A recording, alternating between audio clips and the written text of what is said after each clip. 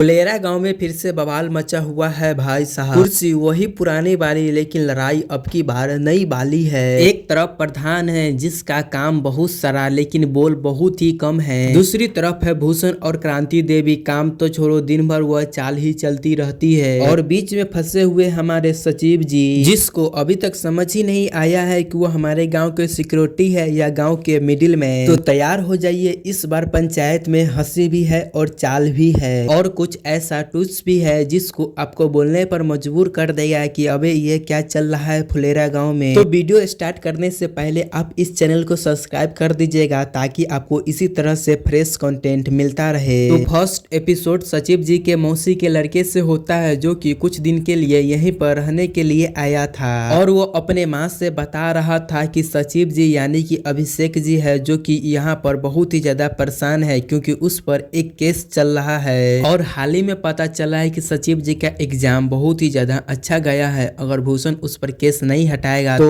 Document और interview में बहुत ही ज्यादा प्रॉब्लम हो सकता है। तो सचिव जी कहते हैं कि उसका इतना अच्छा एग्जाम गया है लेकिन उस पर 322 धारा लगा हुआ है। अगर यह केस क्लियर नहीं हुआ तो उसको बहुत ही ज्यादा तकलीफ हो सकता है। फिर थोड़ी देर के बाद वो अपने मौसी को लड़का को छोड़ने के लिए जाता है। तभी आगे प्रहलाद चा और विकास चले आता है और वो दोनों को बता देता है कि आज सचिव जी का मूड थोड़ा खराब है। और यहीं पर हमें एक बात पता चल जाता है कि जो प्रधान जी पर गोली लगा है वह कोई और नहीं बल्कि प्रधान जी खुद गोली चलवाए हैं ताकि वो आगे का इलेक्शन आराम से जीत सके। और यही प्रधान जी का चाल है। लेकिन भूषण बहुत ही ज्यादा चालाक है। यहाँ पर वो FIR प्रधान जी पर नहीं बल्कि सचिव जी पर करवाया है। फिर हम आगे प्रधान जी को देखते हैं जिसके हाथ में गोली लगा हुआ है और वह सिर्फ रेस्ट कर रहे हैं। और अब बस उसको सिर्फ एक ही काम है कि अब वो आगे के इलेक्शन जीतना, वो भी कैसे भी कर क्योंकि हर बार इलेक्शन में ऑपोजिशन में कोई नहीं होता था, लेकिन इस बार बनराकस नाम का एक प्राणी जाग गया है जो कि इलेक्शन भी लड़ रहा है और प्रधान जी के पूरा टक्कर भी दे रहा है। और रात को सचिव जी को नींद नहीं आ रहा था, इसीलिए वो मोबाइल चलाने लग जाते हैं और यूट्यूब पर 322 के धारा के बारे में जानने भी लग जाते हैं। सचिव जी को पता चलता है अगर आप 322 धारा में गुनाहगार में पकड़े गए तो आपको 1 साल के सजा भी हो सकता है। यह बात सुनने के बाद सचिव जी बहुत ही ज्यादा हैरान होने लग जाते हैं और उसको अब टेंशन भी होने लग जाता है। इसीलिए वह पंचायत के बाहर बैठ जाते हैं और वह प्रहलाद चा के कॉल करते हैं और उनसे बियर मांगते हैं। तभी प्रहलाद चा बताते हैं कि उसके पास बियर नहीं है, उसके पास रम है। तभी सचिव जी प्रहलाद चा के यहाँ रम लाने के लिए चले जाते हैं। तभी प्रहलाद चा एक बड़ा बोतल लेकर आते हैं। यह देखकर सचिव जी कहते हैं कि मेरे को इतना बड़ा बोतल नहीं चाहिए, मेरे को तो सिर्फ छोटा बोतल चाहिए ताकि मेरा काम चल सके।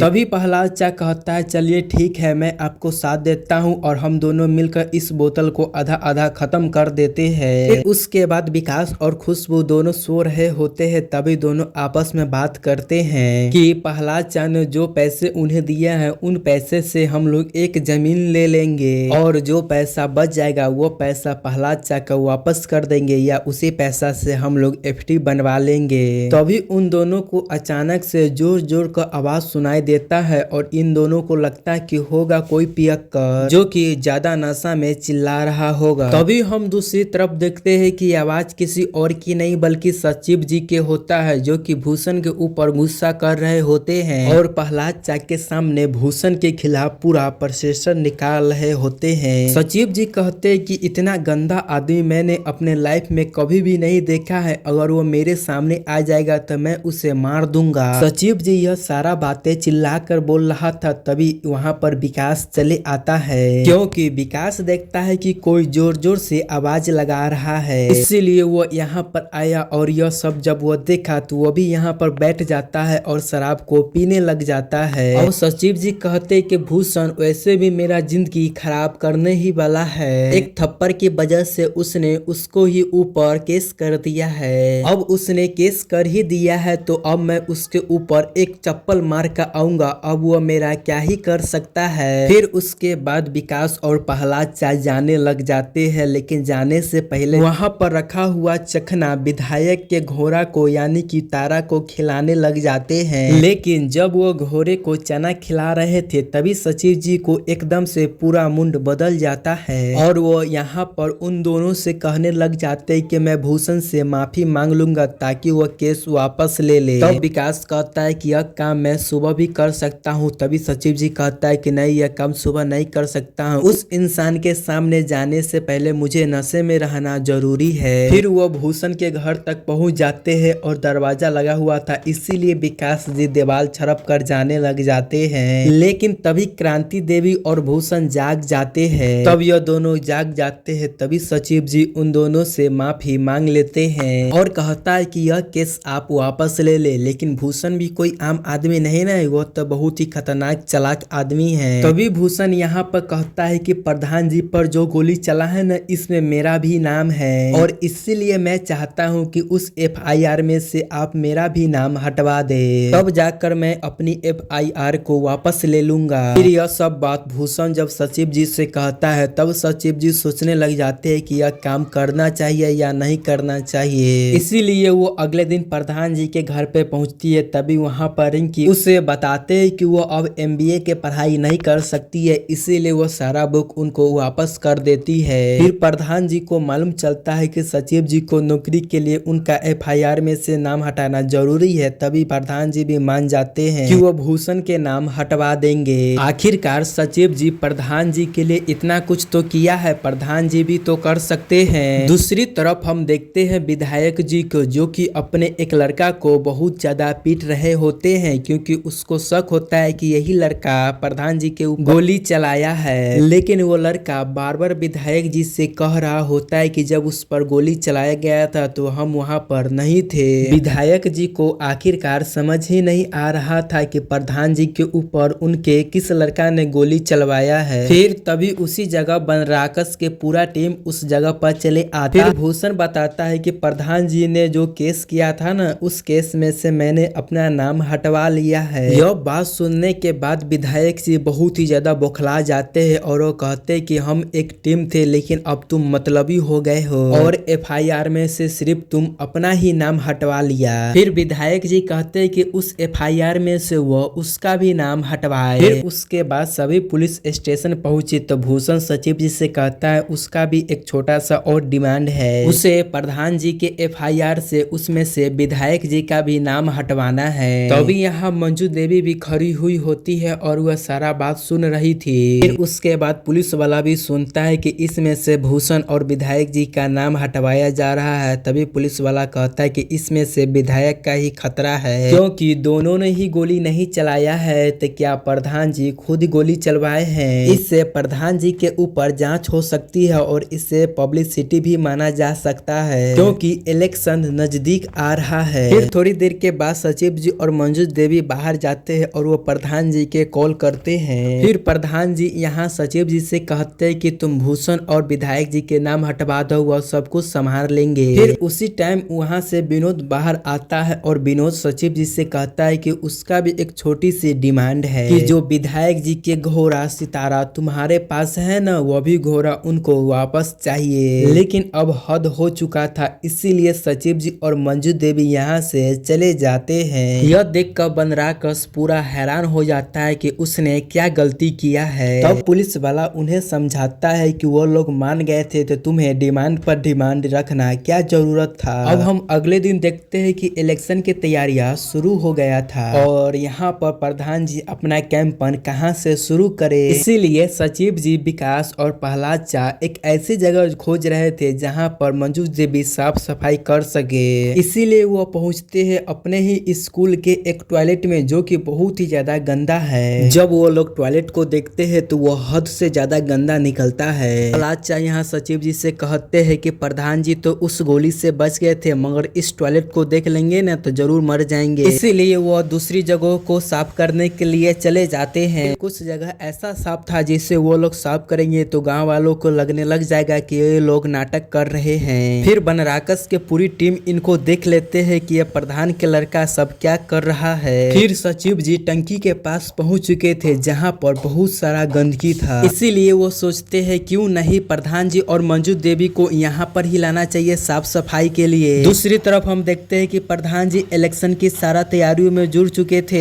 हाथ टूटा हुआ था लेकिन फिर भी साफ सफाइयों के पूरा तैयारी कर रहे थे। अभी हम देखते हैं कि रिंकी ने एक मंजू देवी नाम के फेसबुक पेज बनाया है ताकि वो इस फेसबुक पेज पर पूरा इलेक्शन के प्रचार कर सके, जिसमें इन सभी लोगों को बहुत ही ज्यादा आसानी होगा। इसीलिए वह प्रधान जी और मंजू देवी के एक फोटो क्लिक करती है और सभी फोटो को वह फेसबुक पेज पर डाल देती है और उसमें लिखा था कल सुबह 11 बजे पानी की टंकी की साफ सफाई करी जाएगी। दूसरी तरफ हम देखते हैं सचिव जी और विकास को, जो कि पंचायत पर बैठकर चाय पी रहे होते हैं। तभी उसको अचानक से कुछ आवाज सुनाई देता है। तभी वो जाकर देखते हैं तो वो देखते हैं कि बनराकस के पूरा टीम पानी के टंकी तर पूरा साफ सफाई कर रहे हैं। यह देखकर वो बहुत ही ज्यादा हैरान हो जाते हैं क्योंकि कल सुबह मंजू देवी इस जगह पर साफ सफाई करने वाले थे, लेकिन यह लोग तो आज ही यहाँ पर साफ सफाई करने लग गए थे। यह बात सचिव जी तुरंत प्रधान जी को बताते हैं। प्रधान जी तुरंत सचिव जी और विकास को घर आने के लिए कहते हैं। अब सवाल यह था कि आखिरकार बनराकस को किसने बताया कि कल सुबह टंकी तर साफ सफाई होने वाला है। तब मालूम चलता है कि वो लोग मंजू देवी के फेसबुक आईडी पर सारा जानकारी वो लोग देख चुके थे, इसलिए अब उन्हें कुछ और करने की जरूरत थी। मंजू देवी कहती है कि अब तुम हमें ऐसा जगह बताओ जो कि गांव की सबसे खराब जगह है और बहुत गंदगी हो,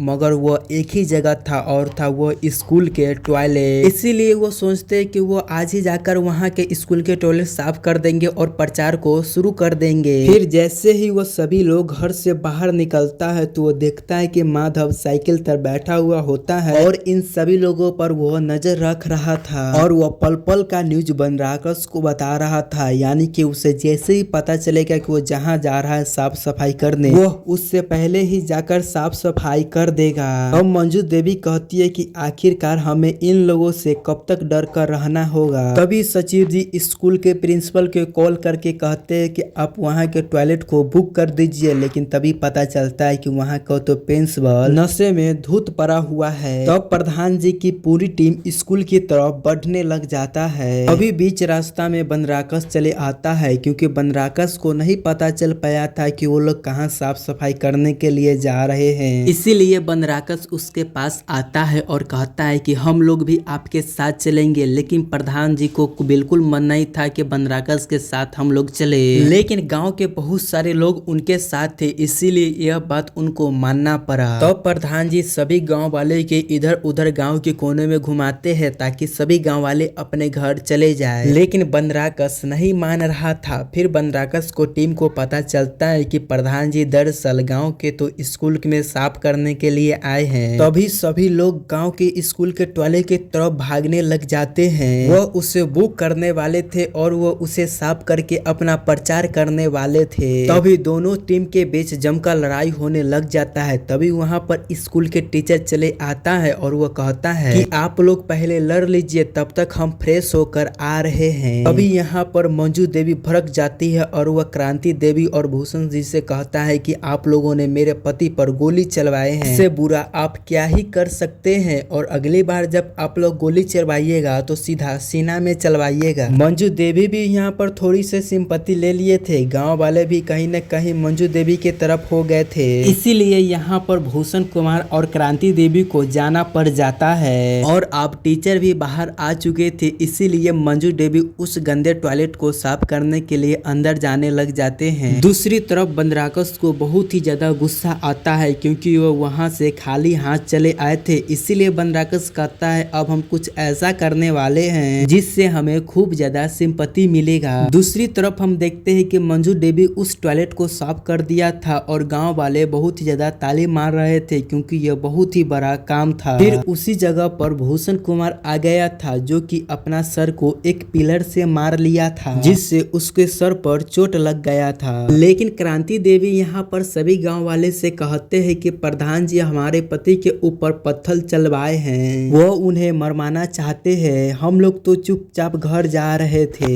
लेकिन इन्होंने हमारे ऊपर पत्थर चलवाए हैं। आपको इलेक्शन नहीं लड़ना है तो मत लड़िए, लेकिन इस तरह से आप मत कीजिए। अब तो हम इलेक्शन लड़ेंगे और जीत कर भी दिखाएंगे, क्योंकि गांव वाले भी आपको देख रहा है कि आप कितना अन्याय कर रहे हैं। इस तरह से भूषण कुमार और क्रांति देवी ने गांव वाले के तरफ से थोड़ी से तो सिंपैथी ले लिए थे और इसी इसी के साथ पंचायत सीजन 4 फर्स्ट पार्ट यहीं पर ही खत्म हो जाता है। दोस्तों उम्मीद करता हूँ कि आपको यह वीडियो पसंद आया होगा, और आया होगा तो आप इस चैनल को सब्सक्राइब करना न भूलें। और बहुत ही जल्द हम इस सीरीज के नेक्स्ट पार्ट भी लाने वाले हैं। तो स्वागत है दोस्तों आपको मेरे इस चैनल में। तो आज हम एक्सप्लेन करने वाले हैं हाल ही में आई हुई एक वेब सीरीज पंचायत सीजन 4 को। तो चलिए दोस्तों अब हम वीडियो को स्टार्ट करते हैं, लेकिन उससे पहले आप इस चैनल को सब्सक्राइब कर दे और कमेंट करना ना भूले। तो थर्ड एपिसोड होता है प्रधान जी से। प्रधान जी बम बहादुर जी को फोन कर पूछते हैं कि आखिरकार भूषण को पत्थर किसने मारा, लेकिन यह बात कोई भी पता नहीं लगा रहा था। लेकिन तभी हम देखते हैं सचिव जी प्रहलाद चा और विकास के, जो कि विकास के जमीन के रजिस्ट्री कराकर आए हैं, और इसी वजह से वह काफी ज्यादा खुश थे। और वो यहाँ पर लड्डू लेकर भी आए हुए थे प्रधान जी को खिलाने के लिए। प्रहलाद चा को जितना पैसा मिला था वह सारा पैसा विकास को दे दिए थे, और विकास उस पैसा से जमीन खरीद लिया है। और यह सब विकास प्रहलाद चा के कहने पर ही किया था। तो यही प्रधान जी को समझ नहीं आ रहा था कि भूषण को आखिर पत्थर किसने मारा था। लेकिन तभी वो विनोद और माधव के लड़ते हुए देखते हैं, जो कि विनोद उस पंचायत भवन से गुजरते हुए जा रहा होता है। दरअसल में वो लोग इस बात से लड़ रहे थे, अगर भूषण भाई प्रधान बनेंगे तो उप प्रधान हम लोग बनेंगे। उसको प्रधान जी बुलाते हैं और कहते हैं कि दरअसल हम तुमको लड्डू खिलाना चाहते हैं, इसीलिए तुम यहाँ पर आओ और लड्डू को ले जाओ। लेकिन माधव कहता है कि मैं तो अपने बॉस से गद्दारी नहीं करूंगा, इसीलिए मैं प्रसाद को नहीं ले सकता हूँ। लेकिन विनोद उस लड्डू को ले लेता है और वो माधव को भी देता है, लेकिन माधव लड्डू को नहीं खाता है और विनोद ही पूरा लड्डू खा जाता है। लेकिन यह बात माधव तो जाकर भूषण भाई साहब को बता देते हैं। तब यह बात भूषण सुनकर बहुत ही ज्यादा बौखला जाते हैं कि वह तो आखिरकार हमारा दुश्मन है और तुम मेरा दुश्मन को ही लड्डू क्यों खा लिया। लेकिन विनोद को तो सिर्फ यह कहना था वो तो एक प्रसाद था, और प्रसाद में किसी का दुश्मन नहीं देखा जाता है, इसीलिए मैंने खा लिया। लेकिन अगर बात बेईमानी का है तो मैं उसका लड्डू लौटा कर ही रहूंगा, चाहे उस लड्डू का पैसा मैं ही क्यों नहीं दूं। फिर इसके बाद विनोद गुस्से में अपने घर की तरफ लौट गया, लेकिन वो घर जाते समय देखा कि विकास के पत्नी जो खुशी में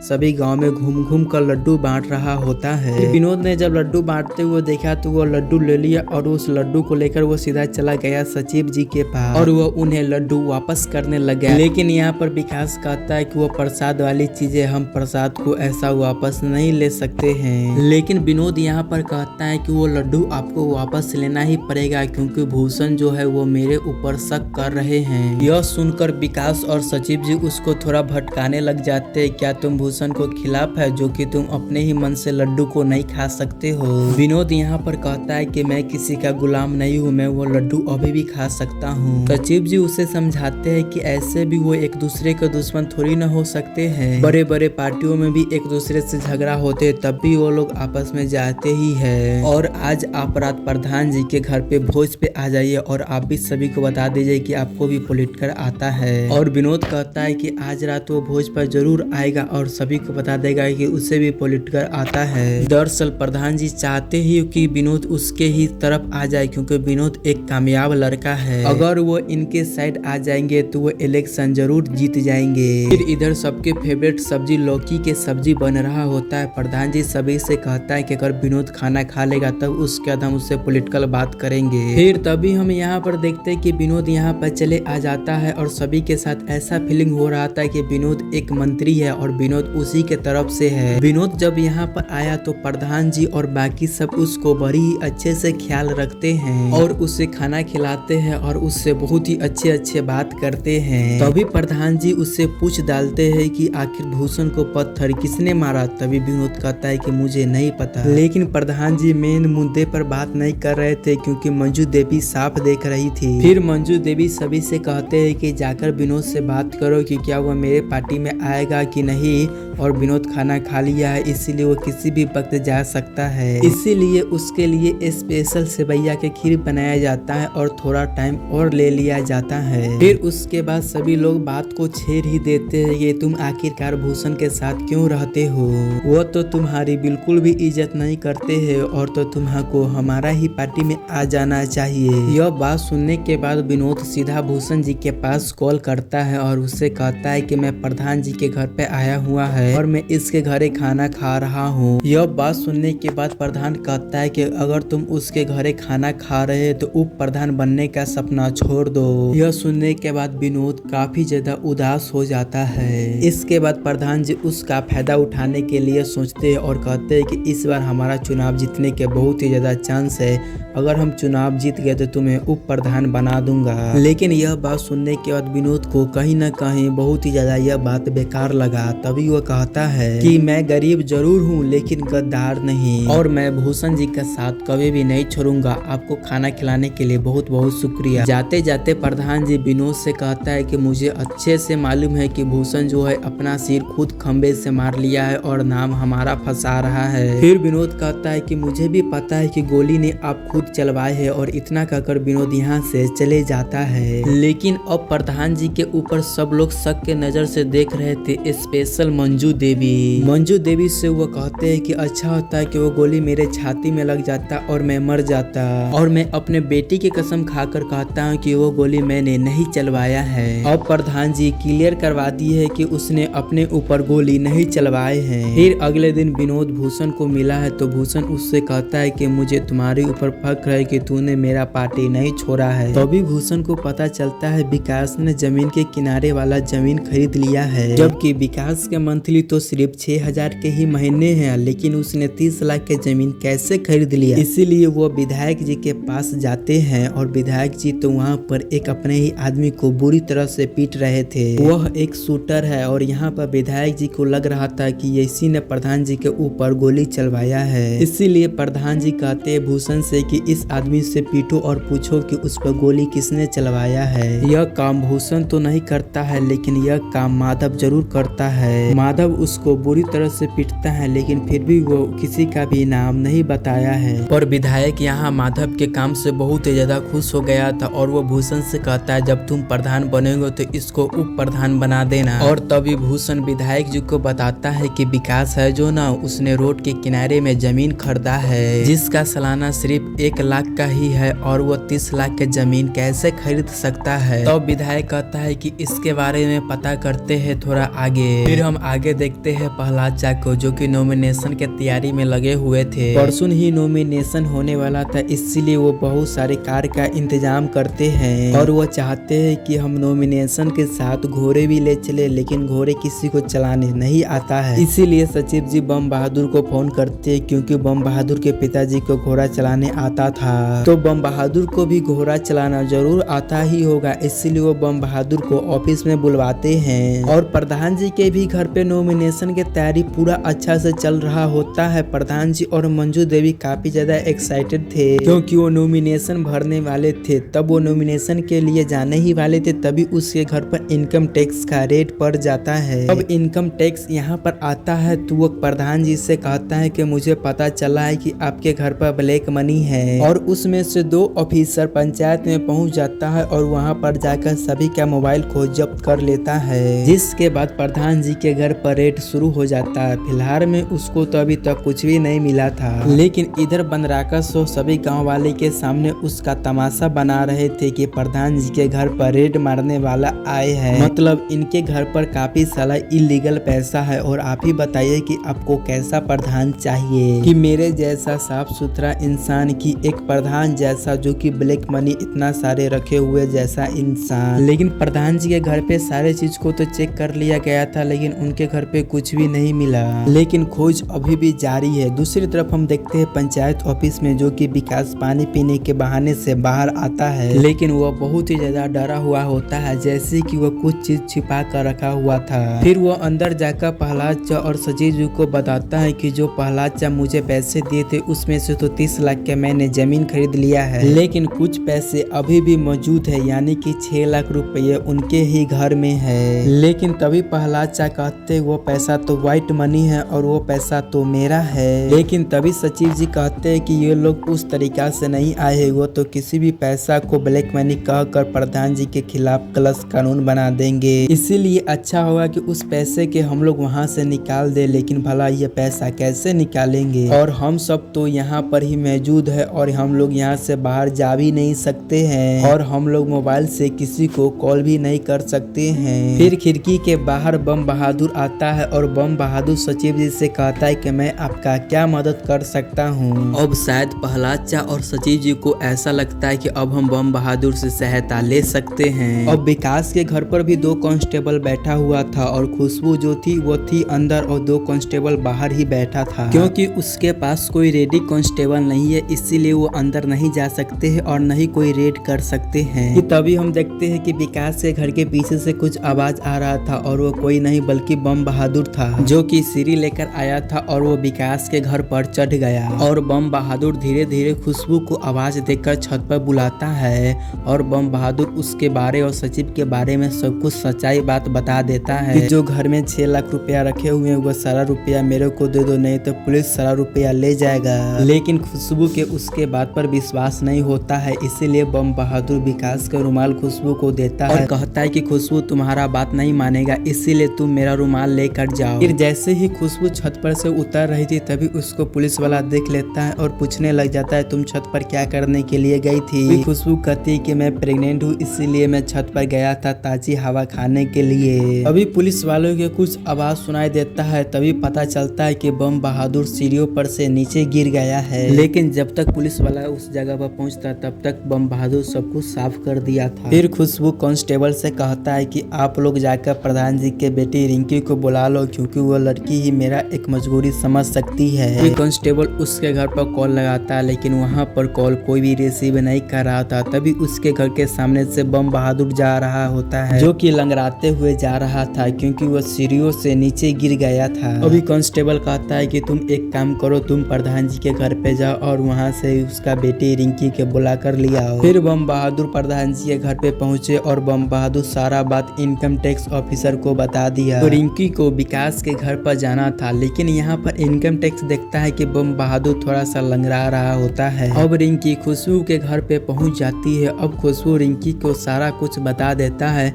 कि हमारे घर पर 6 लाख रुपया पड़ा हुआ है और उसको कैसे भी कर यहाँ से बाहर निकालना है, वरना रेड पड़ेगा और हम लोग पकड़े जाएंगे। तो रिंकी कहती है कि तुम वो पैसा लेकर आओ, या वो पैसा हम छत से फेंकेंगे या हम नीचे से ही ऐसे ही फेंक देंगे। इसीलिए खुशबू अंदर जाती है पैसा लाने के लिए दवाई के बहाने, और खुशबू उस पैसे को एकदम सक्सेसफुल लेकर चले भी आता है। उसके बाद रिंकी उस पैसों को लेकर एकदम से बम बहादुर के तरफ फेंक देती है। बम बहादुर पहले से ही रेडी था। जैसे ही बम बहादुर उस पैसा को पकड़ता है तभी इनकम टैक्स चले आता है अपने सारा टीम को लेकर, और यह देखकर इनकम टैक्स ऑफिसर इन सभी को अरेस्ट करने लग जाता है, मतलब खुशबू, रिंकी, बम बहादुर और विकास को भी। फिर उसके बाद यहाँ पर सभी लोग चले आते हैं। प्रहलाद चा कहते हैं कि ये मेरा पैसा है, ना कोई ब्लैक मनी। फिर उसके बाद सचिव जी भी उसको समझाने लग जाते हैं, लेकिन यह इनकम टैक्स ऑफिसर तो पूरा मन बना कर ही आया था, वह तो इन्हें अरेस्ट कर ही रहेगा और प्रधान जी के नाम खराब कर ही मानेगा। फिर मंजू देवी यहाँ पर चली आती है और कहने लग जाती है, हम देखते हैं कि आप इन सभी को कैसे ले जाते हैं, अगर आप इन सभी को ले जाएंगे को ऊपर से ही ले जाना पड़ेगा। यहाँ पर झगड़ा हो ही रहा था, तभी यहाँ पर एक बड़ा ऑफिसर चले आता है और वो इनकम टैक्स ऑफिसर के अपने पास बुलाता है और वो उससे कहता है कि विधायक अब विधायक नहीं रहा है, अब उसका चाटना बंद करो। वह ऑफिसर यहाँ पर इनकम टैक्स ऑफिसर को एक जोर से चाटा मारता है और उसे यहाँ से जाने के लिए कहता है। तब वो इनकम टैक्स ऑफिसर आकर कहता है कि हमसे बहुत ही बड़ा गलती हो गया, हमको किसी और जगह पर छापा करना था और मैं आपके यहाँ छापा कर दिया, जिस वजह से उसको यहाँ से जाना पड़ जाता है। फिर अगले दिन सभी लोग नॉमिनेशन के फॉर्म भरते हैं। यहाँ पर प्रधान जी और मंजू देवी गए थे और एक तरफ भूषण और क्रांति देवी भी गई थी। दोनों ने नॉमिनेशन का फॉर्म भरा और दोनों एक दूसरे के सामने थे, मतलब कि यह लड़ाई बहुत ही ज्यादा लंबी चलने वाली थी। इसी के साथ एपिसोड 4 यहीं पर ही समाप्त हो गया। दोस्तों उम्मीद करूंगा कि वीडियो आपको पसंद आया होगा, और आया होगा तो इस चैनल को जरूर सब्सक्राइब करें ताकि हम आगे के आपके लिए जल्दी लाए।